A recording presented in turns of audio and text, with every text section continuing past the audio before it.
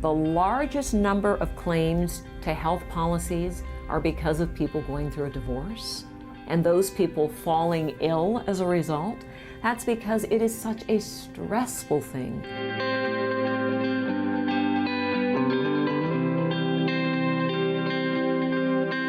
I spent the last 20 years focusing on helping people to create healthy relationships. And one of the reasons is that most people aren't aware. We have a huge body of research that shows that a bad relationship affects your health. Did you know that the largest number of claims to health policies are because of people going through a divorce and those people falling ill as a result? That's because it is such a stressful thing to go through if you have a bad relationship.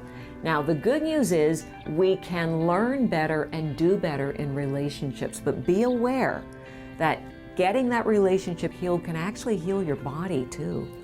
You know, just like a bad relationship leads to bad health, a good love relationship leads to good health. More endorphins, you feel happier, your immune system goes through the roof. And by the way, people who are in love are also more successful because you've got that I'm full on, I can crush the universe energy and glow.